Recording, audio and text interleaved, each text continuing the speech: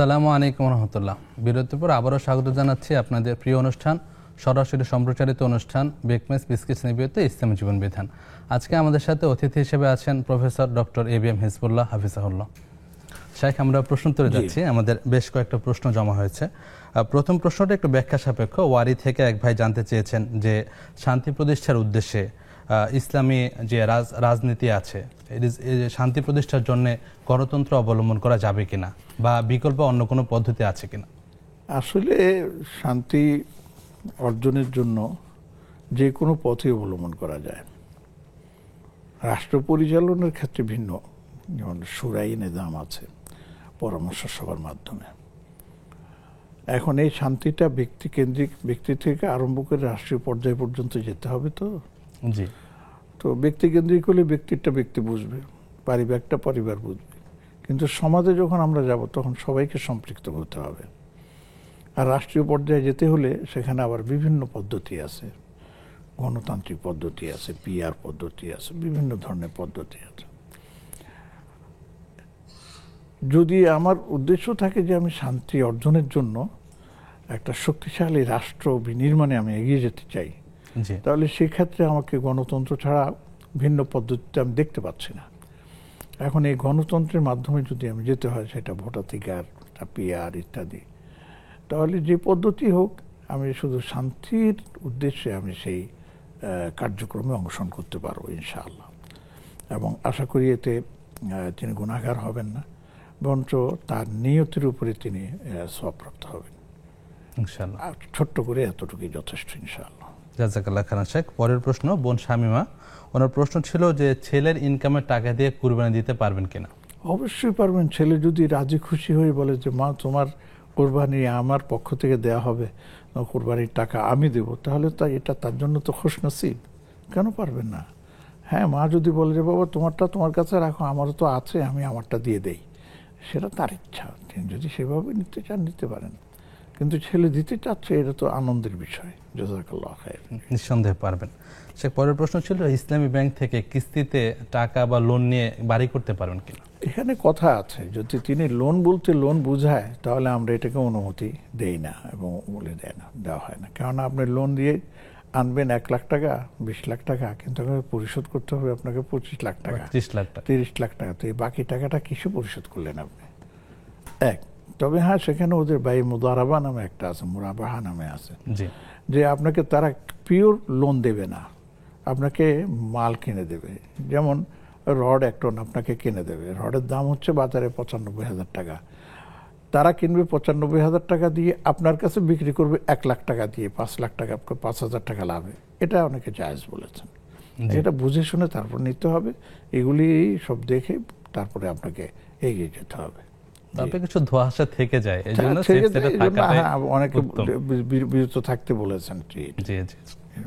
শেখ, পরের প্রশ্ন এক বোনের, যে 3টা নিষিদ্ধ সময়ে সালাত আদায় করা যায় না, ওই সময়কে কোরআন তিলাওয়াত করা যাবে না? সালাতের সাথে সম্পৃক্ত, এটার সাথে কোরআনের কোনো সম্পর্ক নেই। শুধু সেই সময় সালাত আদায় করা যায় না মানে নামাজ পড়া যাবে না। আর এছাড়া অন্য যে কোনো ইবাদত করা যাবে, বাধা নেই। জাযাকাল্লাহ খান শেখ। আমরা পরের প্রশ্ন যাবো, এর আগে প্রশ্ন নিচ্ছি। আসসালামু আলাইকুম। আসসালামু আলাইকুম। টেলিভিশন থেকে একটু দূরে অবস্থান করুন অথবা টেলিভিশনের ভলিউমটি কমিয়ে নিন। জি বোন, নাম বলে প্রশ্নটি করুন। জি বোন। ওই জন্য কেউ বলে বেতের নামাজ কাজা হইলে পরের দিন 4 রাকাত পড়তে, 4 রাকাত পড়তে গেলে আমি নিয়ত কি করব, কিভাবে করবো? মুখে তো নিয়ত করা যায় না, মনে মনে নিয়ত করলে, তারপরেও আমরা অভ্যাস মুখে নিয়ত করার। 4 রাকাত পড়তে গেলে কিভাবে কি বইলা নিয়ত করি? আমার যাত্রাহিয়াতুর সময় যে আঙ্গুল উঠায়, ওটা কি না উঠাইলে নামাজের কোনো ক্ষতি হবে সরাসরি সোজা করে রাখলে? আচ্ছা আচ্ছা বোন, আমরা জানবো ইনশাআল্লাহ বিষয়গুলি। ধন্যবাদ আপনাকে। শেখ, আমরা পরের প্রশ্ন যাচ্ছি। আমাদের বোনের দ্বিতীয় প্রশ্ন ছিল যে অপবিত্র অবস্থায় সালাত আদায় করা যায় না, তো অপবিত্র সে কোরআন তিলাওয়াত করা যাবে কিনা? অপবিত্র বলতে যদি গোসল ফরজ হয় তাহলে কোরআন তেলাওয়াত করা যাবে না। জি। আর যদি মাসিক হয় তাহলেও কোরআন তেলাওয়াত করা যাবে না পবিত্র না হওয়া পর্যন্ত। এই দুইটা সময় এটার সাথে জড়িত আছে। জাযাকাল্লাহ শেখ। পরের প্রশ্ন ছিল বোন বিলকিসের পক্ষ থেকে, ওনার মায়ের একটা জিজ্ঞাসা ছিল যে ওজুর পরে যে তাহিয়াতুল ওজু সালাতটা পড়া হয় উনি নিয়তটা আরবিতে করতে পারেন না, উনি বাংলায় নিয়ত করে থাকেন। এক্ষেত্রে নিয়তের আবশ্যকতাটা কিরূপ, বা নিয়ত না করতে পারলে সালাত হবে কিনা? অবশ্যই নিয়ত তাকে করতে হবে। এখন প্রশ্ন হলো যে সেটা বাংলায় করবেন না আরবিতে করবেন। আমার কথা হচ্ছে আপনি বাংলারও দরকার নেই, আরবিরও দরকার নেই। আপনি উজু করে আপনি মুসল্লায় দাঁড়িয়ে যান, এটি নিয়ত হয়ে গেছে, এখানে আর নতুন করে মুখে কিছু বলার দরকার নেই। আপনি নিয়ত কেন দাঁড়িয়েছেন এটা আপনার মনে মনে আছে যে আমি তাহিয়াতুল ওযু 2 রাকাত নামাজ পড়ব, হয়ে গেছে নিয়ত। না আরবি বাংলার কোনো প্রশ্ন নাই। অতএব আমি বলবো যে মায়ের এই আমলটা কত সুন্দর আমল, উনি উজু করে নামাজ পড়বেন, আল্লাহু আকবার, নামাজ হয়ে যাবে ইনশাআল্লাহ। আর মনের সংকল্পটাই হলো ওইটাই হলো আসল নিয়ত। জি, জাযাকাল্লাহ খাইরান শেখ। পরের প্রশ্ন ছিল বোন পর্দা করেন, তো ওনার মাহরাম যদি কোনো পরিবারের পুরুষ মারা যায়, মৃত্যুর পর উনি তাকে দেখতে পারবেন কিনা? মাহরাম যদি হয় তাহলে দেখতে পাবেন, ওটা না দেখার কোনো কারণ নেই। কিছু কিছু আমাদের কুসংস্কার আছে, সেই জন্য অনেকে অনেক কথা বলে। তো এটা সত্যিকার অর্থ হচ্ছে তিনি মাহরাম, যেহেতু সে যখন জীবিত অবস্থায় দেখা যায় তো মৃত অবস্থায় দেখা যাবে না কেন? কেন এই সমস্ত কথা যে ছড়িয়ে বেড়ায় এটা আমাদের বুঝে আসে না। মাহরাম হলে তিনি দেখতে পারবেন ইনশাআল্লাহ। এবং কবর সংক্রান্ত, মৃত্যু সংক্রান্ত অনেক কুসংস্কার আমার মধ্যে ছড়িয়ে আছে। আল্লাহ সুবহানাহু ওয়া তাআলা আমাদের সঠিক বুঝটা দান করুন। শেখ, পরের প্রশ্ন ছিল যে স্বামী মারা গেলে মহিলাদের যে ইদ্যত পালন করতে হয়, অনেক ক্ষেত্রে গ্রামের বাড়িতে কবর দেওয়ার পরে গ্রামের বাড়িতে ইদ্যত পালন সম্ভব হয় না, নিরাপত্তা বা অন্যান্য স্বার্থে শহরে এসে পালন করতে হয়, এতে কোনো অসুবিধা আছে কিনা? উনি যেখানে থাকাটা কমফোর্টেবল মনে করবেন, সুবিধা তার জন্য মনে করবেন। মাইয়েতকে যেখানেই দাফন করা হোক না কেন, ওনার আবাস যে জায়গায় উনি সেখানেই ইদ্যত পালন করবেন। সেটা দেশেও হতে পারে, শহরও হতে পারে, এতে কোনো সমস্যা নেই। জাযাকাল্লাহ খাইরান শেখ। পরের প্রশ্ন ছিল উনি পারিবারিক কাজে অনেক সময় ওনার পোশাক নোংরা হয়ে যায়, তো নোংরা পোশাকে উনি সালাত আদায় করতে পারবেন কিনা? নোংরা হোক তাতে আপত্তি নাই, কিন্তু সেটা যদি পবিত্র থাকে তাহলে আদায় করতে পারবেন। আর যদি অপবিত্র থাকে, সেটা নোংরা না, সুন্দর হলেও সেটা পড়তে পারবেন না। আমাদের এখানে মূল বিষয়টা হচ্ছে পবিত্রতা, তাহারাতটা যদি ঠিক থাকে পড়তে পারবেন, কোনো সমস্যা নেই। জাযাকাল্লাহ খাইরান শেখ। আমরা পরের প্রশ্ন নিচ্ছি। আসসালামু আলাইকুম। দুঃখিত, সংগীতটি বিচ্ছিন্ন হয়েছে। শেখ, আমরা পরের প্রশ্নে যাচ্ছি। আমাদের বোনের প্রশ্ন ছিল যে সালাতের কাজা সালাতের আপনার নিয়তটা কিভাবে পড়বেন, বা নিয়তটা যদি না পারেন এতে কোনো অসুবিধা হবে কিনা? না, কোনো অসুবিধা নেই। নিয়তটা কীভাবে করবেন সেটা সুন্দর সমাধান হচ্ছে যে তিনি যে নামাজটা পড়বেন খালি মনে মনে এটাই খেয়াল রাখবেন, যেমন ফজর, আল্লাহ আমার জীবনের প্রথম ফজরটা আমি আদায় করতেছি, আল্লাহু আকবার, শেষ। জোহর এভাবে, আসর এভাবে, এটা আপনার সাইক্লিংয়ে আপনার এটা আসতে থাকবে।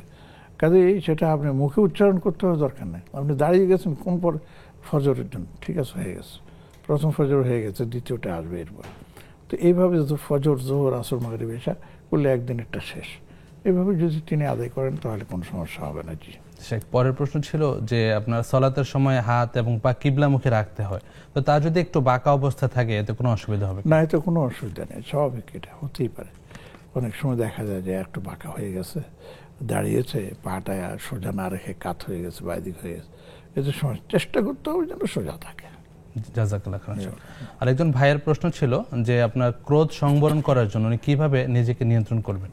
ওর অনেক সুন্দর ব্যবস্থা আছে। যদি ক্রোধ আসে তাহলে তিনি আউযু বিল্লাহি মিনাশ শাইতানির রাজিম পড়তে থাকবেন একাধারে, একবার, দুইবার, তিনবার, চারবার, এইভাবে না, পড়তেই থাকবেন। একসময় আস্তে তিনি ঠান্ডা হয়ে যাবেন, এক। আর যদি সেটাও না হয় তাহলে একটু কষ্ট করে ওয়াশরুমে গিয়ে একটু উজু করে নেবেন, তাহলে তার ক্রোধ ঠান্ডা হয়ে যাবে ইনশাআল্লাহ। দাঁড়ানো অবস্থায় যদি থাকেন বসে পড়বেন, বসা অবস্থায় যদি ক্রোধ করেন তাহলে আস্তে কাত হয়ে শুয়ে পড়বেন। এইভাবে করুন এবং সাথে সাথে ইস্তিগফার করতে থাকুন। ইনশাআল্লাহ আল্লাহ পাক আপনার ক্রোধকে সংবরণ করার সুযোগ দিয়ে দেবেন ইনশাআল্লাহ। শেখ, আমাদের সাথে দর্শক অপেক্ষা করছেন, আমরা প্রশ্ন নিচ্ছি। আসসালামু আলাইকুম। ওয়ালাইকুম সালাম ওয়া রাহমাতুল্লাহ। জি বোন, নাম বলে প্রশ্নটি করুন। জি স্যারের কাছে আমার দুটো কোয়েশ্চেন। জি ভাইয়া শুনতে পাচ্ছেন? হ্যাঁ, শুনতে পাচ্ছি, প্লিজ। জি জি জি আমার ফার্স্ট কোয়েশ্চেন, যে ডেড বডি গোসলের জন্য বড়ই পাতা দিয়ে যে পানিতে ফেলে গোসল করানো হয়, এটা কি খুবই প্রয়োজন? এটা কতটুকু সত্য কথাটা? আর আমার সেকেন্ড কোয়েশ্চেন হচ্ছে যে মানে কেউ মারা গেলে ফকির মিসকিনকে অনেকে খাওয়ায়, অনেকে প্রতিবেশীকে, বড়লোক প্রতিবেশীকে খাওয়ায়, তো কোনটা, কার হক এটা বেশি? হকটা কার, ফকির মিসকিনের না বড়লোক প্রতিবেশীর? স্যার আচ্ছা, প্লিজ একটু বিষয়গুলো বলবেন। জানবো ইনশাআল্লাহ শেখের কাছ থেকে। অসংখ্য ধন্যবাদ আপনাকে। যে শেখ, আমরা পরের প্রশ্নে যাচ্ছি। বোন যে প্রশ্নটা করলেন যে মৃত ব্যক্তিকে গোসলের ক্ষেত্রে, মায়েতকে গোসলের ক্ষেত্রে বড়ই পাতা দিয়ে যে গোসল করানো হয়, ওটা প্রয়োজনীয়তাটা কিরূপ, বা যদি বড়ই পাতা সংস্থাপন করা না যায় ওক্ষেত্রে অসুবিধা হবে কিনা? না, কোনো অসুবিধা হবে না। আসলে বড়ই পাতার ব্যবহারের মূল কারণ হচ্ছে পানিটাকে পরিচ্ছন্ন করা। আগেকার যুগে সাবানের ব্যবহার ছিল না, খুব কম ছিল, পাওয়াও যেত না। তখন এই বড়ই পাতা দিয়ে আপনার পানির মধ্যে গরম করলে পরে পানিটা স্বচ্ছ হয়ে যায়, পানির মধ্যে কোনো রকমের সুবিধা অসুবিধা থাকলে সেটা দূর হয়ে যায়। সেই জন্যই বড়ই পাতার কথা বলা হয়েছে, কিতাবগুলোর মধ্যে বড়ই পাতার কথা আছে। এখন তার পরিবর্তে সাবান পাওয়া যাচ্ছে, সাবান দিয়ে করলেও পানিকে ধুয়ে নিলে পানির মধ্যে সাবান গুলিয়ে, সাবান কি আপনার এর নাম কি গরম করে সেই সাবান পানি দিয়ে মাইয়েতকে প্রথমে একটু গোসল করিয়ে এনে তারপরে ফ্রেশ পানি দিয়ে গোসল করানো যেতে পারে। তো যেহেতু বড়ই পাতার একটা কন্ডিশন, এটা শর্তও না, এটা না হলে গোসল করা যাবে না এমনও না। যদি মানে সুযোগ থাকে ব্যবহার করা যায়, হ্যাঁ, তাহলে এটা ব্যবহার করা যেতে পারে। এটা কোনো অসুবিধার কিছু নেই এবং এটাকে অনেকে শরীয়তসম্মত বলেছেন। জি, জাযাকাল্লাহ খাইরান শেখ। পরের প্রশ্ন ছিল, কেউ মারা গেলে পরে যে একটা ভোজের আয়োজন করা হয়, এটা কি ফকির মিসকিনদের বেশি হক, নাকি দেখা যায় আত্মীয় প্রতিবেশী বা ধনী প্রতিবেশী এতে শরীক হয়? কোনো অসুবিধা আছে? ভালো কথা বলছেন। আমরা কি জানি বলে এই যে কেউ মারা গেলে খাওয়াতে হবে, এটা আমাদের দেশে আমি মনে করি একটা কুসংস্কার। এটার সাথে আমাদের শরীয়তের কোনো সম্পর্ক নেই। তবে হ্যাঁ, মাইয়েতের সাথে সম্পর্ক আছে। মাইয়েতের জন্য যদি আপনি ইসালে সওয়াব করতে চান তাহলে সাদাকা করতে পারেন। সেই সাদাকার মধ্যে খাবারও একটা বিষয়। তো যার ঘরে আছে তাকে খাওয়াবেন কেন? আমাদের দেশে যে আপনার চালিশা করে, 4 দিন করে, 7 দিন করে ইত্যাদি, এটার শরীরের কোনো এটার অংশ নেই এবং এটাকে আমি তো খুব কঠোরভাবে নিষেধ করি। এবং যদি আপনার খাওয়াতে হয় তাহলে গরিব পাড়া প্রতিবেশী, বিশেষ করে আপনার আত্মীয় স্বজন যারা আছে, খাওয়াতেই হবে কেন, তাদেরকে কিছু দান করে করেন, সেটাই উত্তম। আরেকটা মারাত্মক বিষয় আছে যে আপনি কার টাকা দিয়ে করবেন। অনেকে যিনি মারা গেছে ওনার টাকা দিয়ে করে, উনি মারা যাওয়ার পরে ওই টাকার মধ্যে আপনার কোনো হক নাই, এটা ওয়ারিসদের হক। এবং যদি নাবালক থাকে তাহলে তো আরো করা যাবে না। নাবালের টাকা দিয়ে আপনি কেন করবেন? হ্যাঁ, যদি কোনো সন্তান বলে, ছেলে হোক মেয়ে হোক, যে না আল্লাহ আমাকে আমি আমার নিজের টাকা দিয়ে করব, তাহলে আপনি করেন, কোনো আপত্তি নেই। মেয়ের টাকা দিয়ে করবো, কোনো আপত্তি নেই। ছেলে মেয়ে ভাই বোন যদি বলে যে, বা স্ত্রী বলে যে আমার টাকা দিয়ে করবো, আমরা মেয়ে সম্মিলিত করি, সেটা আপনাদের, এটা করা যেতে পারে। কিন্তু এটার মধ্যে সবচেয়ে সুন্দর পলিসি হচ্ছে যে আমার এই সাদাকার জন্য আমার বাবা, আমার ভাই, আমার স্বামী, তারা উপকৃত হবেন মৃত্যুর পর। তাহলে এই জন্য এমন কাজ করা যেটা দীর্ঘস্থায়ী হয়। কোথাও মসজিদ নির্মাণ হচ্ছে, সেখানে কিছু দান করুন, মসজিদের কিছু নলকূপ স্থাপন করুন। কোথাও কি জানি বলে কোনো গরিব যে তার ছেলে মেয়েদেরকে পড়াতে পারছে না, তাদেরকে কিছু দান সদকা করে তাদের পড়ালেখার ব্যবস্থা করে দিন। এটা হচ্ছে দীর্ঘস্থায়ী একটা মানে পথ। খাওয়া খাওয়াই ওটা দেশের, যেখানে ইসলাম বলা হয়েছে মৃত বাড়িতে খাবার পৌঁছে দেওয়ার কথা, হ্যাঁ, উল্টা সেখানে আমরা পদ্ধতি চালু করে নিয়েছি। সেটাই হলো সমস্যা। তো আল্লাহ আমাদেরকে হেফাজত করুন ইনশাআল্লাহ। আমরা আরো শুনবো, একটা প্রশ্ন নিচ্ছি। জি, আসসালামু আলাইকুম। ওয়া আলাইকুম আসসালাম। জি ভাই, নাম বলে প্রশ্নটি করুন। জি, নাম বলতে একটু অনেক, আচ্ছা অসুবিধা নেই, প্রশ্নটি করুন প্লিজ। জি, আচ্ছা, প্রশ্নটা হলো, একজন লোকের স্ত্রী তার সন্তান নিয়ে আজ 10 বছর দূরে চলে গেছে, পলাতক, তাদের কোনো খবর পাচ্ছে না। এই মুহূর্তে শরীয়তের কি হুকুম আসতে পারে? আচ্ছা, বিষয়টা জানবেন ইনশাআল্লাহ শেখের কাছ থেকে একটা বিরতির পর। প্রিয় দর্শক, দেখছেন বেকমেস বিস্কিটস নিবেদিত ইসলামী জীবন বিধান। সময় হলো একটি বিরতিতে যাবার, কিছুক্ষণ পরে ফিরছি, আমাদের সাথে থাকুন।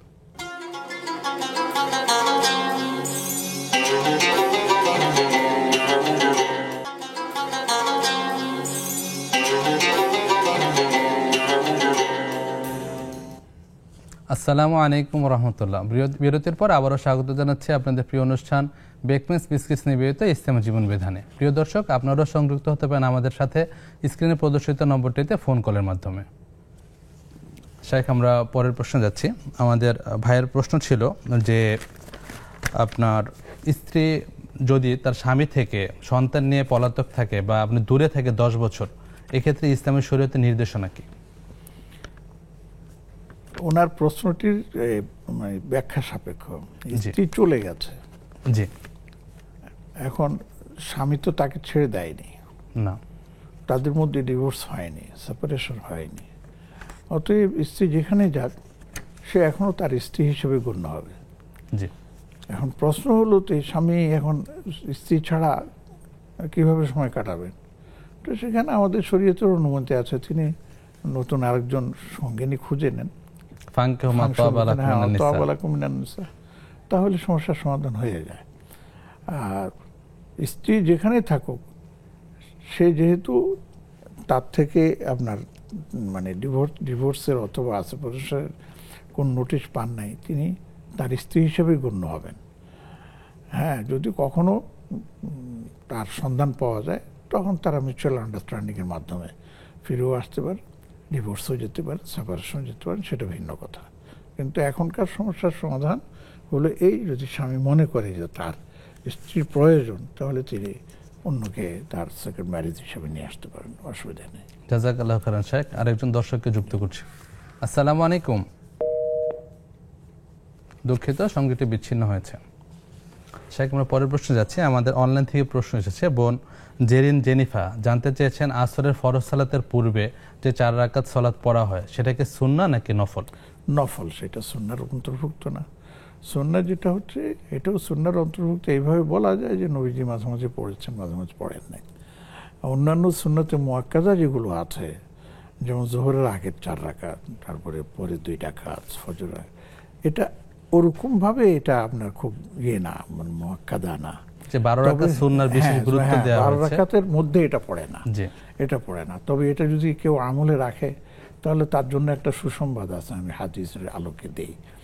নবীজি সাল্লাল্লাহু আলাইহি ওয়াসাল্লাম বলেছেন যে রাহিমাল্লাহু ইমরাআন সাল্লা আরবাআন ক্বাবলা আল আসর, আল্লাহ পাক ওই ব্যক্তিকে রহম করুন যে আসরের আগে 4 রাকাত নামাজ পড়ে।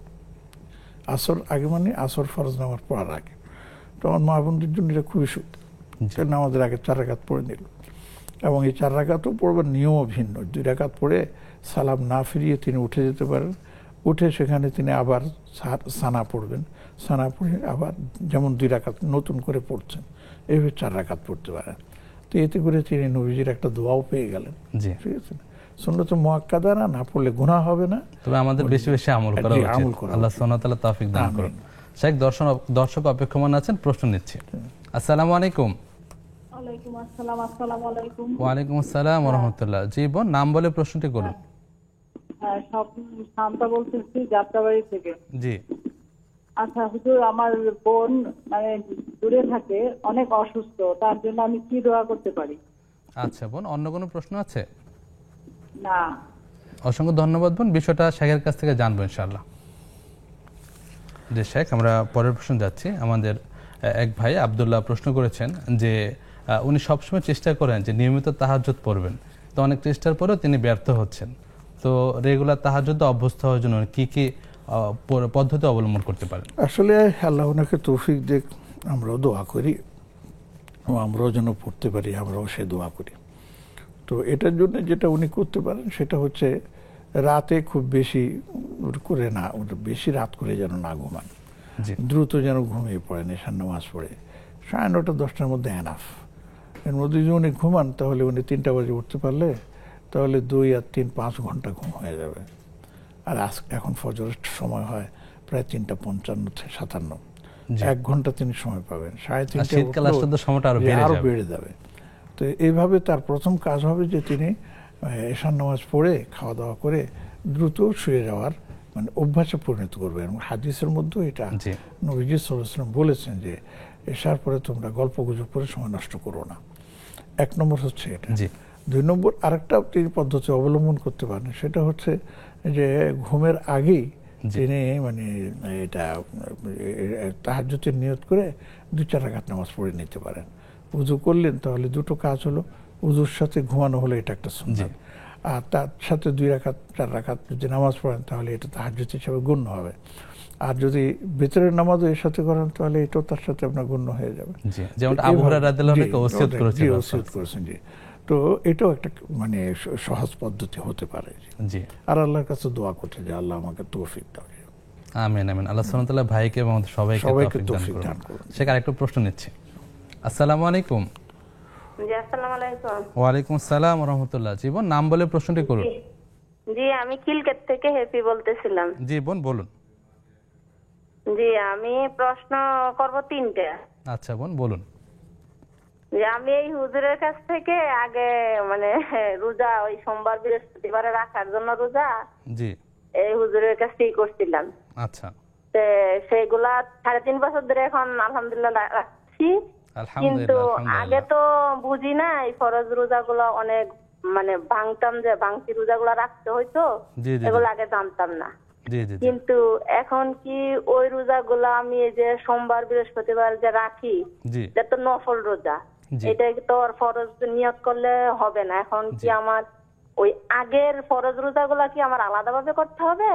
বিষয়টা শেখের কাছে জানবেন ইনশাআল্লাহ, আমরা বুঝতে পেরেছি বোন। পরের প্রশ্নটি করুন। জি জি জি আর একটা প্রশ্ন হলো যে করোনার সময় আমরা বাসা বাড়াইছিলাম। জি। তারপরে 2 মাসের বাসা ভাড়া পাইতো বাড়িওয়ালা। জি। তারপরে ওনারা আবার ওই বাসাটা সমস্যা হয়েছে, লাইন টাইন কাটা দেওয়ার হইতেছে, বাসা ছাইড়ে দিতে হয়েছে, আমরা জানতাম না। জি জি জি। বাড়িওয়ালা জানাইতো না, কিন্তু আমার তখন ওই 2 মাসের ভাড়া না দিয়ে আমরা অন্য জায়গায় বাসা নেই। জি। তো বাড়িওয়ালা আমারে ফোন দিছিল যে আপনি আমার ভাড়ার টাকাটা দিয়া যান নাই। জি। এই করে দিয়ে আমি আন্টি এখন তো ওই বাসা খালি পড়ে আছে, সে কি করব? কয় কি আপনি আখেরাতে দিয়েন, ওই কথা বলছে। এখন উনি ওই বাসা বিক্রি করে বিদেশ চলে গেছে। আচ্ছা। এখন উনি হয়তো 11,000 টাকা পাইতো। এখন আমার হাজবেন্ড তো দিতে চায় না, আমি আস্তে আস্তে গুছাই দিতে চাইছিলাম। জি। এখন তো যোগাযোগ করতে পারতেছি না। আচ্ছা। কি করব এখন এটা? ঠিক আছে বোন, শেখের কাছ থেকে জানবো বিষয়টা। জি লাস্ট প্রশ্ন আপনার। জি জি আর আমার মা মানে আমার কোনো ভাই বোন নাই, আমার বাবাও নাই। জি। আমি একা।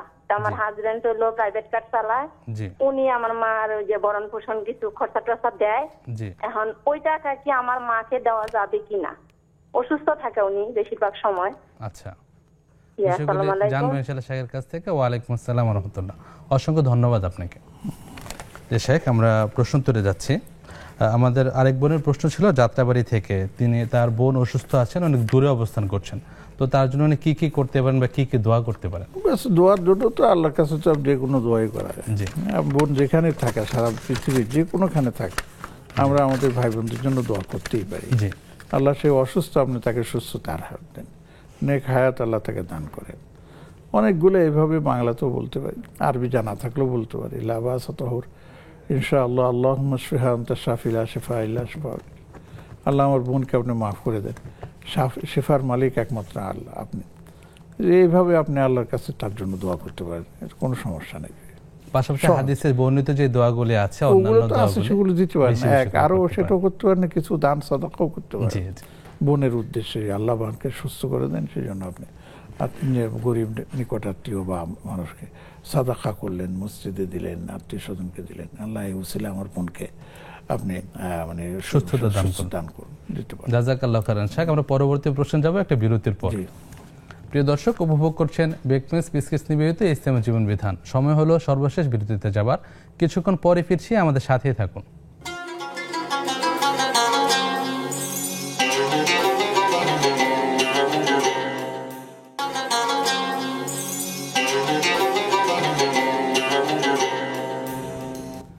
আসসালামু আলাইকুম রহমতুল্লাহ। বিরতির পর আবারও স্বাগত জানাচ্ছি আপনাদের প্রিয় অনুষ্ঠান ইসলামী জীবন বিধান। নিবেদন করছেন বেকমেস বিস্কিটস। আমাদের সাথে আছেন শাইখ এবিএম হিজবুল্লাহ হাফিজাহুল্লাহ। শাইখ, আমরা পরের প্রশ্ন যাচ্ছি। আমাদের বোন খিলক্ষেত থেকে প্রশ্ন করেছেন, তিনি আপনার জন্য বিশেষভাবে দোয়া করেছেন। আমাদের এই অনুষ্ঠানের মাধ্যমে সোম এবং বৃহস্পতিবার রোজা রাখার যে মাহাত্ম্য, তিনি এটা পালন করে থাকেন এবং প্রায় 2-3 বছর যাবত আমল করছেন। তো আলহামদুলিল্লাহ, এটা আমাদের প্রোগ্রামের একটা সফলতা আলহামদুলিল্লাহ। তো শাইখ, ওনার প্রশ্ন ছিল যে ওনার আগে বেশ কিছু ফরজ রোজা, ভাঙতি রোজা আছে, এক্ষেত্রে উনি কি করবেন? উনি কি সোম এবং বৃহস্পতিবার রোজার সাথে ফরজ রোজা নিয়ত করতে পারবেন নাকি আলাদা আলাদা রাখতে হবে? না, এটার মধ্যে সুন্দর প্রসেস হচ্ছে যে যেহেতু ওনার একটা অভ্যাস হয়ে গেছে সোমবার দিনও রোজা রাখেন আর বৃহস্পতিবার রোজা রাখেন, মনে রাখতে হবে আগে ফরজ, তারপরে হচ্ছে নফল। তো এই জন্য আমরা পরামর্শ দিব যে আপনি সোমবার বৃহস্পতিবার রাখুন, আপত্তি নেই, আপনি ফরজ নিয়তে রাখুন। জি।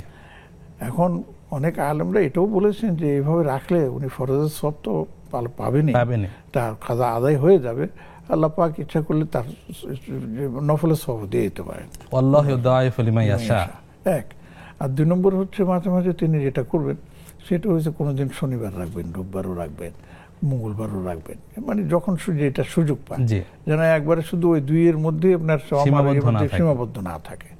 তো এইভাবে যদি উনি রোজা রাখেন, ইনশাআল্লাহ যদি উনি ঠিকঠাক মতন রাখতে পারেন, তাহলে আমার মনে হয় যে ওনার পিছনের কাজাগুলো আদায় হয়ে যাবে। একটা টার্গেট রাখলেন যে মাসে হয়তো 7টা 8টা করে আপনার পড়ে আর কি মেয়েদের, তো আমার এই মাসে যেন এক মাসের রোজা আদায় হয়ে যায়।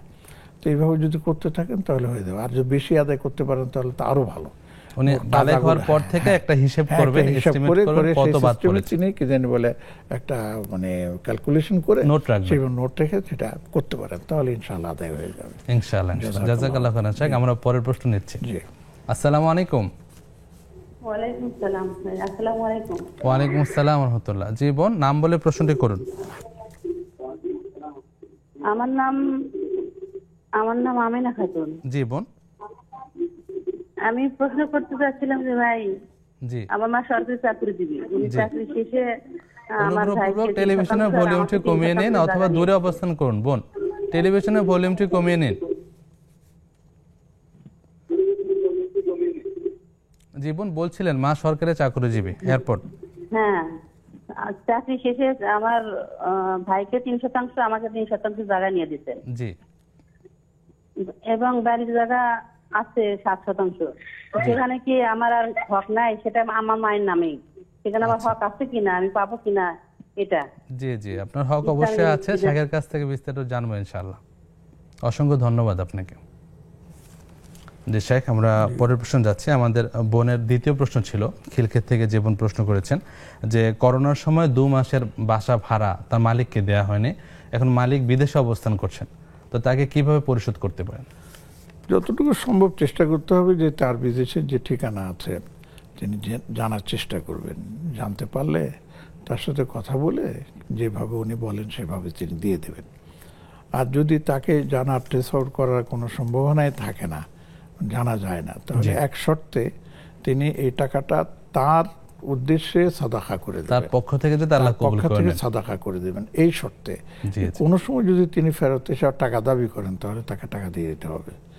তাহলে বলবেন যে তো ওনার নামে যে আমি সাদাকা করলাম, সেটা আল্লাহ পাক সেই সাদাকা ট্রান্সফার করে আপনার কাছে নিয়ে আসবে, কোনো চিন্তার কারণ নেই। জাযাকাল্লাহ খান।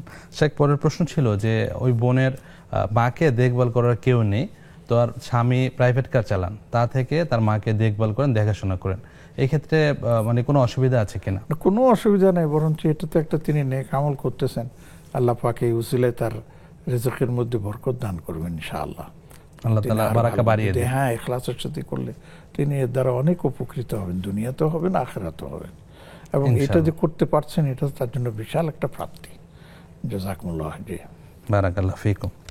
শেখ, পরে আমাদের কমেন্ট বক্সে আপনার জন্য একটা বিশেষ দোয়া করা হয়েছে। আমাদের ভাই আক্তার হোসেন কিশোরগঞ্জ থেকে, আপনার সম্ভবত ছাত্র হবেন, আপনার জন্য নেক হায়াত এবং সুস্থতার দোয়া করি। আমিন আমিন। আমিও তার জন্য দোয়া করি, আল্লাহ তাকে ভালো রাখুন। আমিন আমিন, জাযাকাল্লাহ খাইরান। শেখ আমেনা খাতুন বোনের প্রশ্ন ছিল যে তার মা সরকারি চাকরিজীবী, চাকরি শেষে যে টাকা পেয়েছেন তা থেকে 3% তাদের ভাই বোনের মধ্যে ভাগ করে দিয়েছেন, বাকি যে 7% অংশ আছে, এই অংশ থেকে ওই বোন কি কোনো অংশ পাবেন কিনা? আসলে জীবিত থাকা অবস্থায় তো এটা বলা মুশকিল। ছেলে মেয়ে সবাই পিতা মাতার ওয়ারিস হন, এবং এটা হচ্ছে জীবিত থাকা মানে পর্যন্ত। মারা যাওয়ার পরে এই প্রাপ্তিটা তারা ভোগ করবেন। এখন যে মা যে 3 ছেলেকে দিয়েছেন, এখানে উচিত ছিল মা তার মেয়েকেও কিছু দেওয়া, কারণ সবাই সন্তান, এখানে ছেলে মেয়ে আলাদা করার কিছু নেই। আর মেয়ে কি জানি বলে পাবেন, সেটা হচ্ছে, বা ছেলে পাবেন, সেটা যদি মা মারা যান তখন যদি কিছু সম্পদ রেখে যান, তখন মিরাস অনুযায়ী উত্তরাধিকার সূত্রে সেটা পাবেন। এবং ওনার যে প্রশ্ন যে তিনি পাবেন কিনা, হ্যাঁ, তিনি এখন মাকে বলতেই পারেন যে ভাইয়াদেরকে দিয়েছো, আমাকেও কিছু দাও, বলতে পারেন। কিন্তু যদি দেয় তো ভালো, আর না দিলে তিনি জোর করতে পারবেন না, এটাই হলো প্রশ্ন। আর উত্তরাধিকারের হিসাবটা মৃত্যুর পর যা থাকে, তার ঋণ এবং অন্যান্য সবকিছু করার পরে তখন তিনি মিরাস উত্তরাধিকার হিসেবে পাবেন। জি, জাযাকাল্লাহ খাইরান। শেখ, আমরা টপিকে যাচ্ছি। আমাদের আলোচনার বিষয় ছিল শান্তির পথে পরিবর্তন। শেখ, আমাদের সমাজে অনেক অশান্তি দেখা যায় এবং অশান্তিকর কাজকর্ম দেখা যায়, তা থেকে বিরত থাকার উপায় যদি বলতেন। ওই বিরত থাকার পরে ওই পরিবর্তন। জি, আমি ওই থেকে যে সমস্ত কি জানি বলে শান্তির পথে অন্তরায় যে বিষয়গুলো আছে, আমরা সেই বিষয়গুলো থেকে নিজেকে মুক্ত রাখব। আমরা সেগুলোতে নিজেরা জড়িয়ে পড়ব না। এই সাধারণ বিষয় নিয়ে আমরা তর্কে বিতর্কে লিপ্ত হয়ে যাই, জড়িত হয়ে যাই। এই সমস্ত বিষয় থেকে আমরা নিজেকে দূরে সরিয়ে রাখব। সবচেয়ে বড় কথা হচ্ছে যে শান্তি প্রাপ্তির জন্য হারাম থেকে নিজেকে বাঁচিয়ে রাখা। হারামের মানে পরিধি অনেক বেশি। এর মধ্যে সর্বাত্মক এবং সবচেয়ে গুরুত্বপূর্ণ হারামটা হচ্ছে আমার চোখের হারামটা, দৃষ্টির হারামটা। এই দৃষ্টিকে যদি আমরা আনত করতে পারি, দৃষ্টিকে যদি আমরা মানে আপনার হেফাজত করতে পারি, তাহলে বিশ্বাস করুন অনেক ধরনের গুনাহ থেকে আমরা বেঁচে যাব। আর গুনাহ থেকে বেঁচে যাওয়া মানে শান্তির পথে আপনার এগিয়ে যাওয়া, ঠিক আছে? হারাম থেকে বেঁচে যাওয়া মানে শান্তির পথে অগ্রসর হয়ে যাওয়া। এই জন্য আমাদেরকে আমাদের জীবনকে শান্তিময় করে তোলার জন্য এই পৃথিবীতে আল্লাহ প্রদত্ত যে নিয়মগুলো আছে সেগুলোকে আমাদের মেনে নেওয়া, এবং যেগুলোকে আল্লাহ পাক অবৈধ ঘোষণা করেছেন, হারাম ঘোষণা করেছেন, অনৈতিক বলেছেন, সেগুলো থেকে আমরা নিজেদেরকে আমরা বাঁচিয়ে চলব। নগ্নতা, অশ্লীলতা, যৌনাচার, পাপাচার এখন তো মানে অনেক ছড়িয়ে যাচ্ছে। তো আমি যেহেতু শান্তিকামী, আমি শান্তি চাই, দুনিয়াতেও শান্তি চাই, আখিরাতেও আমি শান্তি চাই। অতএব এগুলো থেকে নিজেকে বিরত রেখে একটু কষ্ট আমরা সহিষ্ণু হব, দুনিয়াতে একটু কষ্ট করব, আখিরাতে আমরা একবারে উন্মুক্ত স্বাধীনতা, উন্মুক্ত শান্তি আমরা ভোগ করব। আর দুনিয়াতে এই শান্তিটাকে যদি আমরা বিঘ্নিত করি, আমরা যদি মানে অন্যায় ইয়েতে লিপ্ত হয়ে যাই, তাহলে কিন্তু আখিরাতে আমাকে আপনাকে সে অশান্তির মধ্যে কাটাতে হবে। তাহলে আমার দুনিয়াও গেল, আখিরাতে গেল। তো এ থেকে বাঁচার জন্য আমার জীবনটাকে পরিবর্তনে নিয়ে আসতে হবে, আমার জীবন থেকে আমূল পরিবর্তন করে দিতে হবে। আল্লাহ সুবহানাহু ওয়া তাআলা তৌফিক দান করুন এবং আমরা কোরআন সুন্নাহ অনুযায়ী শান্তির অন্বেষণ করব ইনশাআল্লাহ তাআলা। সেই পুরো অনুষ্ঠান জুড়ে আপনি আমাদেরকে সময় দিয়েছেন। আল্লাহ সুবহানাহু ওয়া তাআলা আপনার ইলমে, আমলে, হায়াতে বারাকা দান করুন। আমিন। আমি আপনাদের কাছে দোয়া চাই, আপনাদের জন্য আমি দোয়া করি। সবাই ভালো থাকুন। জাযাকুমুল্লাহু খায়রান। প্রিয় দর্শক, পুরো অনুষ্ঠান জুড়ে আমরা শেখের কাছ থেকে গুরুত্বপূর্ণ আলোচনা শুনছিলাম এবং অনেকগুলো প্রশ্ন উত্তর জেনেছি। সবার প্রতি একটা নসিহত থাকবে, আমরা শান্তির খোঁজ করি সবসময়, কিন্তু অন্যকে শান্তির বার্তাটা যেন সবসময় পৌঁছে দিই। আমরা পরস্পর সালামের অভ্যাস করব, আমরা অপরের জন্য দোয়া করব। এখানে সালামের মাধ্যমে আমরা অপরের জন্য শান্তি, রহমত এবং বরকতের জন্য আল্লাহ সুবহানাহু ওয়া তাআলার কাছে প্রার্থনা করি। আল্লাহ সুবহানাহু ওয়া তাআলা তৌফিক দান করুন। পরবর্তী অনুষ্ঠান দেখার আমন্ত্রণ জানিয়ে এখানে শেষ করছি। সুবহানাকা আল্লাহুম্মা ওয়া বিহামদিক, আশহাদু আল্লা ইলাহা ইল্লা আনতা, আস্তাগফিরুকা ওয়া আতুবু ইলাইক। আসসালামু আলাইকুম ওয়া রাহমাতুল্লাহি ওয়া বারাকাতুহু।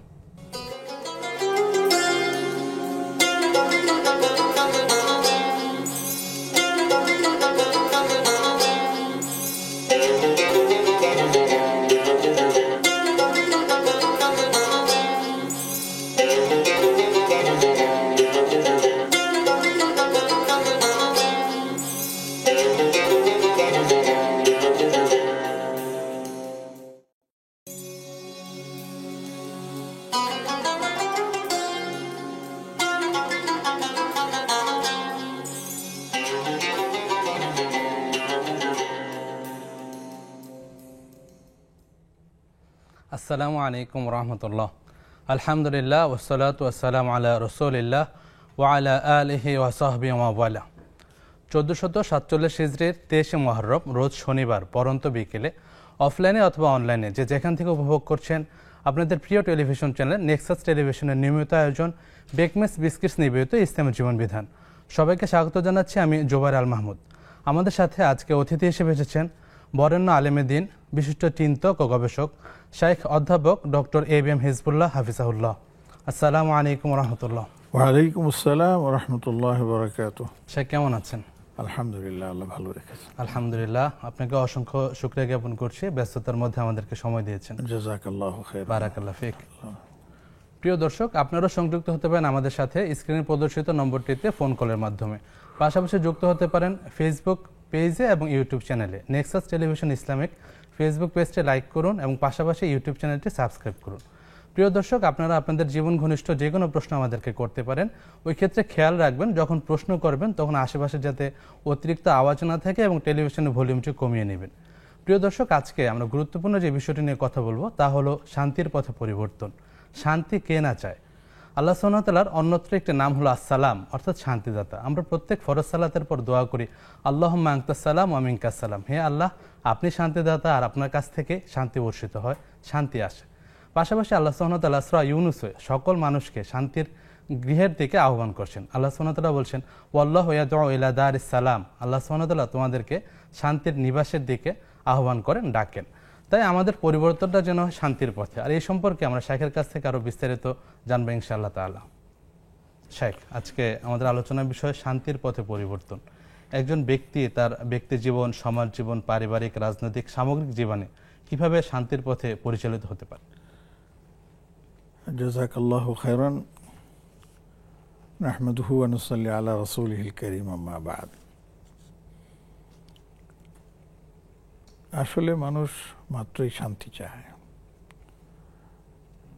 এবং শান্তির অন্বেষায় মানুষ অনেক কিছুই করে। জি। আর আপনি যেমন বললেন, আল্লাহ পাকের একটি সিফাত হচ্ছে সালাম। আমরা একে অপরকে যখন দেখা হয় তখনও আমরা একে অপরের জন্য সালামই কামনা করি। জি। আসসালামু আলাইকুম ওয়া রাহমাতুল্লাহ। ওয়া আলাইকুম আসসালাম ওয়া রাহমাতুল্লাহ। কিন্তু এই সালামটা এবং এই শান্তিটা আসবে কিভাবে? এর জন্য আমাদেরকে পদ্ধতিগতভাবে এবং মৌলিকভাবে আমাদেরকে সেই পথে অনুসরণ করতে হবে, যে পথ আমাদেরকে শান্তির লক্ষ্যে পৌঁছে দিবে। জি। আর এটা একটা বিষয় আমি আপনাদের সামনে শেয়ার করি। দুনিয়াটা পুরোপুরি শান্তির জায়গা নয়। না। দুনিয়াতে শান্তি অশান্তির মিশ্রণ আছে। তিনটা জায়গা। একটা হচ্ছে শুরু থেকে শেষ পর্যন্ত আপাদমস্তক জি। শান্তি আর শান্তি, এটা হলো জান্নাত। জি। আর একটা হচ্ছিল আপাতমস্তক অশান্তি, সেখানে শান্তির লেশমাত্র নেই, তার নাম হলো জাহান্নাম। জি। আর দুইটার মিশ্রণ যেখানে আছে তার নাম হলো এই দুনিয়া। জি। এই জন্য জান্নাতেকে পরিচিত করতে এক কবি সুন্দর একটা পংক্তি বলেছেন, বেহেশত আজা বাসাদ কে আজারে না বাসাদ। বেহেশত এমন এক জায়গা যেখানে অশান্তি বলতে কিছু নেই। কাসেরা বা কাসে কারে না বাসাদ, একজনের সাথে আরেকজনের ঘনিষ্ঠ থাকলেও কিন্তু একজন আরেকজনের উপর পরমুখাপেক্ষিতা সেখানে নেই। সবাই স্বয়ংসম্পূর্ণ। এটা হলো বেহেশত। তো এই পৃথিবীতে আমরা যারা বসবাস করছি, আমাদেরকে বলা হয়েছে যে তোমরা পৃথিবীটাকে তোমাদের জান্নাতে পরিণত করে নাও। অর্থাৎ এমনভাবে নিজেকে প্রতিষ্ঠিত করো যার কারণে তুমি জান্নাতেও শান্তি লাভ করবে, যেমন দুনিয়াতেও তেমনি সেই শান্তি লাভ করতে পারবে। দেখুন, মানুষ যখন সত্যপথ অবলম্বন করে এবং সেই সত্য পথের দিকে মানুষকে আহ্বান করে, দাওয়াত দেয়, নিজেও সেই সত্য পথের উপর চলার চেষ্টা করে অন্যকেও চলার জন্য আহ্বান জানায়, এই দোনো ক্ষেত্রেই কিন্তু সে কুসুমাস্তীর্ণ পথ অতিক্রম করে না। তাকে পথ অতিক্রম করতে হয় কণ্টকাকীর্ণ। পদে পদে তার জন্য রয়েছে বিভিন্ন ধরনের যন্ত্রণা। কিন্তু মজার ব্যাপার হলো, এই যন্ত্রণাদায়ক কণ্টকাকীর্ণ রাস্তা পাড়ি দিতে গিয়ে তিনি যে প্রশান্তি অনুভব করেন, এটাকে ভিন্নভাবে দেখতে পাবেন না, সম্ভব নয়। যে আপনি শান্তির উপর থেকে, সত্যের উপর থেকে আপনি যে কোনো ধরনের যন্ত্রণাকে সহ্য করতে পারবেন। আপনার উপর নানান ধরনের যন্ত্রণা, অত্যাচার, নির্যাতন বিভিন্নভাবে আসবে। সেটা আমরা আরো শুনবো ইনশাআল্লাহ। একটা প্রশ্ন নিচ্ছি। আসসালামু আলাইকুম।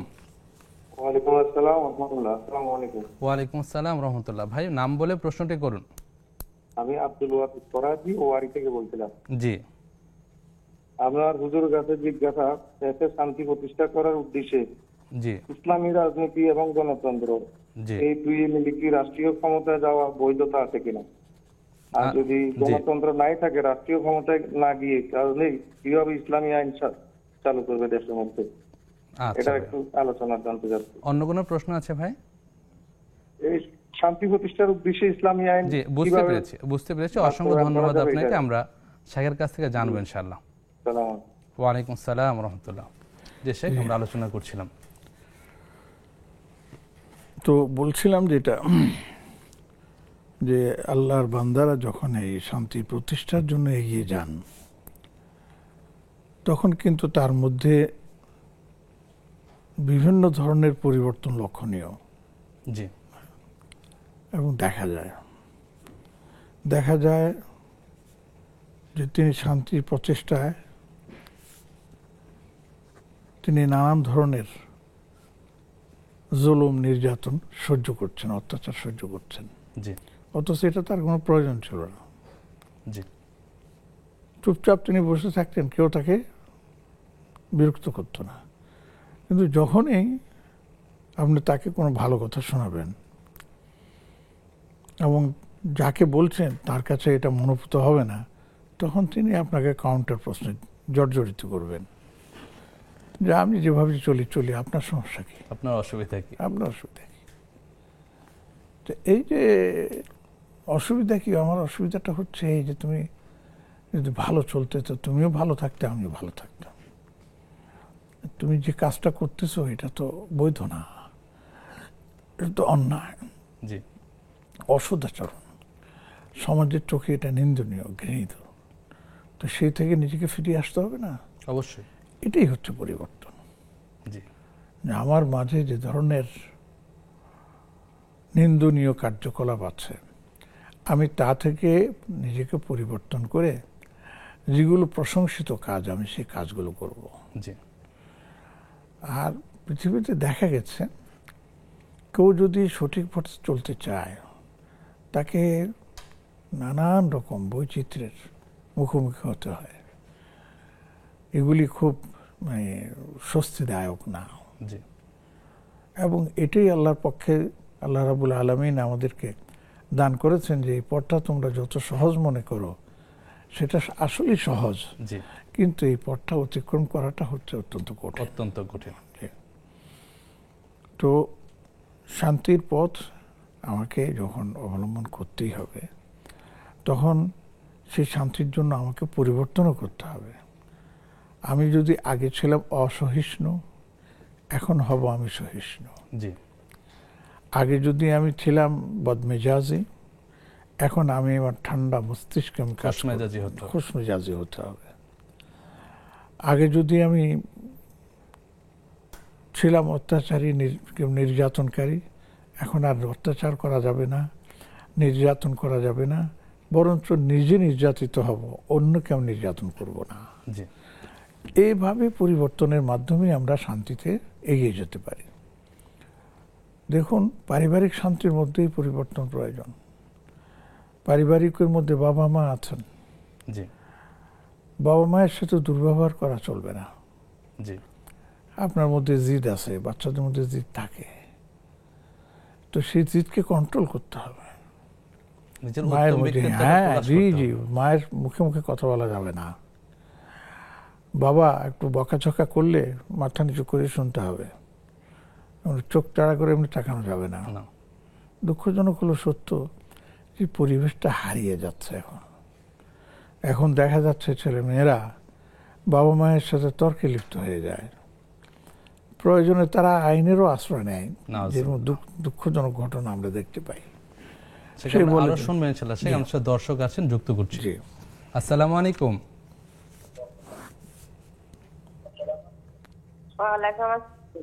জি বোন, নাম বলে প্রশ্নটি করুন। শামিমা। জি। শামিমা, আমার দুটো প্রশ্ন। জি বোন, বলুন। প্রথম প্রশ্ন হলো জি, ছেলের ইনকামের টাকা দিয়ে মায়ের পক্ষ থেকে কুরবানি দেওয়া যাবে কিনা। আচ্ছা, পরের প্রশ্ন বোন। আর পরের প্রশ্ন হলো ইসলামী ব্যাংক থেকে টাকা তুলে হলে বাড়ি করা যাবে কিনা। এই প্রশ্নটা একটু আবার করুন প্লিজ। জি, ইসলামী ব্যাংক থেকে টাকা কিস্তির উপর তুলে বাড়ি করা যাবে কিনা। আচ্ছা আচ্ছা বোন, বুঝতে পেরেছি, ইনশাআল্লাহ শেখের কাছ থেকে জানবো। অসংখ্য ধন্যবাদ আপনাকে। আমাদের সাথে আরেকজন দর্শক আছেন। আসসালামু আলাইকুম। হ্যালো, আসসালামু আলাইকুম। ওয়ালাইকুম আসসালাম ওয়া রাহমাতুল্লাহ। জি বোন, আপনার প্রশ্নটি বলুন। জি, আমার প্রশ্ন হলো যে নিষিদ্ধ 3 সময় নামাজ পড়া যায় না, সেই 3 সময় কি কোরআন শরীফ পড়া যায় কিনা। আচ্ছা জি জি। আরেকটা প্রশ্ন হলো যে কাপড় সন্ধ থাকে নামাজ হয় না, সেই কাপড়ে কি কোরআন শরীফ পড়া যায় সেই কাপড় পরে। আচ্ছা বোন, বিষয়গুলো জানবেন ইনশাআল্লাহ। অসংখ্য ধন্যবাদ আপনাকে। শেখ, আমরা আলোচনায় ফিরে যাচ্ছি। বলছিলেন যে মা বাবার কথা শুনে না সন্তানরা। বলছিলাম, হ্যাঁ। তো এই যে শান্তির পথে আমার পরিবর্তনের ক্ষেত্রে এই জিনিসগুলো আমাদেরকে মাথায় রাখতে হবে, খেয়াল রাখতে হবে। যেমন পিতামাতা সন্তানদেরকে কি করবেন, লালন পালন করবেন, প্রতি পালন করবেন। তো সেখানে মাকেও কিন্তু জেদি হওয়া চলবে না, বাবাকেও কিরকম সেভাবে রাগত হতে পারবে না। দেখুন, আমরা তো অনেক অন্যায় করি, কিন্তু আল্লাহ পাক আমাদের কি তত রাগ করেন যেটা করার কথা করেন না। আল্লাহ পাক আমাদেরকে ওই যে সালাম যেটা বললেন। তো এই জন্য আমার মধ্যে পরিবর্তন আনতে হবে। অ্যাজ পিতা আমি একজন বাবা, কথায় কথায় আমার মেজাজ চড়ে যায়, না এটা করা যাবে না, আমাকে এ থেকে মুক্ত হতে পারেন। আমি একজন মা, সন্তান আমার উপরে জিদ ঝাড়ে, আমাকে অনেক কষ্ট দেয়, তাই বলে কি আমি সন্তানকে উল্টাপাল্টা থাপ্পড় দিব, মারবো না। এখানে আমাকে পরিবর্তন করতে হবে, নিজেকে পরিবর্তন করতে হবে, উভয় দিক থেকে পরিবর্তন দরকার, মা এবং সন্তান সবাই। না, সন্তানকে পরিবর্তন শেখাতে হবে, সে তো ধরেই পারবে না। মা পরিবর্তন হবেন শিখে আসছেন, বাবা তো বাবা হয়েছেন পরিবর্তনের মাধ্যমে, এটা করতে হবে। এমনিভাবে সামাজিক কার্যকলাপ যেগুলো আছে সেগুলো পরিবর্তন করতে হবে। সেগুলি পরিবর্তন না করে আপনি শান্তির পথে কিভাবে অগ্রসর হবেন। দেখুন, একটা দুঃখজনক ঘটনা বলি, আমরা এখন পশ্চিমা সংস্কৃতির পিছনে এমনভাবে পড়ে গেছি যে ওরা যা কিছু করতেছে আমরা মনে করি তাতেই নাকি শান্তি। দুঃখজনক সত্য যে এটা দিয়ে তাদের শান্তির পথ না, এটা অশান্তির পথ, এটা আমাদের মরিচিকা। এটা আমাদের ছেলেমেয়েরা বুঝে না, আমাদের আপনার পরিবাররা সেটা বুঝে না, এবং অনুসরণ করে এখন হাফ প্যান্ট পরা শুরু করে দিয়েছে, এবং এমন ড্রেস পরতেছি যে ড্রেসটাকে আমরা ইসলামী ড্রেস বা ইসলামী নৈতিকতার মধ্যে ফেলতে পারি না, বা শালীনতার মধ্যে থাকতেছে না। এই জন্য এই পরিবর্তন, এই শান্তির জন্য আমাদেরকে এই সকল পরিবর্তন নিয়ে আসতে হবে। অর্থাৎ আমাকে দিনের পথে আমাকে সুপর্দ করতে হবে। আমার দিন শান্তির জন্য আমাকে যা করতে বলেছে আমি সেটাই করব। মানুষ কি বললো না বললো তাতে কিচ্ছু যায় আসে না। এই জন্য আমরা দেখি, এই জন্য আমরা দেখি অনেক আল্লাহর বান্দা, স্কুলের ছেলে মেয়েরা, তরুণ তরুণীরা একসময় এক ধরনের জীবন কাটিয়েছে, লাইফ স্টাইল তাদের ভিন্ন ছিল, কিন্তু যখন এই সত্যকে তারা বুঝেছে, যখন এমনভাবে তারা পরিবর্তন হয়ে গেছে যে দেখতে আশ্চর্য লাগে যে এই ছেলেটা কি ছিল আর এখন কি সুন্দর আচরণ করে, এই মেয়েটা আগে কেমন ছিল এখন সে কি সুন্দর নিজেকে গুছিয়ে নিয়েছে, এই পরিবারটা আগে কেমন উশৃঙ্খল ছিল এখন কি ধরনের সুশৃঙ্খলে সে পরিণত হয়ে গেছে। এইভাবেই যদি আমরা পরিবর্তনটা নিয়ে আসি তাহলে আমাদের ব্যক্তি যেমন পরিবর্তিত হবে, তেমনিভাবে আমার পরিবার পরিবর্তিত হবে, তেমনিভাবে আমার সমাজ পরিবর্তন হবে, তেমনিভাবে আমার বেচা কিনা, ব্যবসা বাণিজ্য, অফিস আদালত সবখানে পরিবর্তন এসে সামগ্রিক পরিবর্তন আসবে। এই সামগ্রিক পরিবর্তন আসার জন্যই আমাকে কাজ করতে হবে। আল্লাহ সুবহানাহু ওয়া তাআলা আমাদের তৌফিক দিন। আমিন আমিন। শেখ, আরেকজন দর্শক আছেন, প্রশ্ন নিচ্ছেন। আসসালামু আলাইকুম ওয়া রাহমাতুল্লাহ। জি, ওয়ালাইকুম আসসালাম। আসসালামু আলাইকুম ওয়া রাহমাতুল্লাহ। ওয়া আলাইকুম আসসালাম ওয়া রাহমাতুল্লাহি ওয়া বারাকাতুহু। জি বোন, নাম বলে প্রশ্নটি করুন। জি, আমার নাম মুসাম্মদ বিলকিস আক্তার। জি হুজুর, আমার 4টি প্রশ্ন ছিল, দয়া করে একটু সময় দিবেন। আমার মার প্রশ্ন ছিল, সে ওজুর 2 রাকাত নামাজ আদায় করে, কিন্তু সে নিয়ত আরবিতে করতে পারে না, সে বাংলায় নিয়ত করে যে আমি কিবলামুখী আল্লাহর উদ্দেশ্যে 2 রাকাত ওজুর নিয়ত করলাম, এটা কি হবে কিনা? আচ্ছা। আর আমার প্রশ্ন হচ্ছে আমি পর্দা করার চেষ্টা করি, তো মাহরম ব্যতীত যদি কেউ মারা যায় পরিবারে, মারা যাওয়ার পরে তার মুখ দেখতে পারবো কিনা? অনেকে বলে যে দেখা যাবে না, সেটা এখন পরপুরুষ, তাই আমি দেখিনি। কিন্তু না দেখলে অনেকে অনেক ধরনের কথা বলে যে পরিবারের লোক হয়েও কেন আমি দেখলাম না। আর একটা হচ্ছে স্বামী মারা গেলে 4 মাস 10 দিনের যে শোকটা পালন করতে হয়, তো আমরা তো এখন অনেকেই শহরে থাকি এবং মারা গেলে সেটা দাফন দেশের বাড়িতে গিয়ে সম্পূর্ণ করা হয়। তো সেই নারী ঢাকায় এসে তার সন্তানদের সাথে সেই 4 মাস 10 দিনের সেই ইয়েটা পালন করতে পারবে কিনা? হ্যাঁ, না বাড়িতে গিয়ে করতে হবে, সেটা জানতে চাচ্ছি। আরেকটা হচ্ছে আমার ছেলে ডে শিফটে পড়ে, ও হচ্ছে সন্ধ্যা 7টায় বাসায় ফিরে স্কুল থেকে। তো ওর স্কুল ড্রেসটা আমি প্রতিদিনই ধুই এবং কি প্রতিদিন যখন ধুই অন্তত ধোয়ার পানি আমার কাপড়ে আছে, সেই কাপড় পরে আমাকে নামাজ আদায় হবে কিনা? আচ্ছা বোন, অসংখ্য ধন্যবাদ। সবগুলো প্রশ্নের উত্তর ইনশাআল্লাহ আমরা শাইখের কাছ থেকে জানবো, আর বাকি প্রশ্ন উত্তর শুনবো বিরতির পর। প্রিয় দর্শক, উপভোগ করছেন বেকমেন্স বিস্কিটস নিবেদিত ইসলামী জীবন বিধান। সময় হলো একটি বিরতিতে যাবার, ফিরছি কিছুক্ষণ পর, আমাদের সাথেই থাকুন।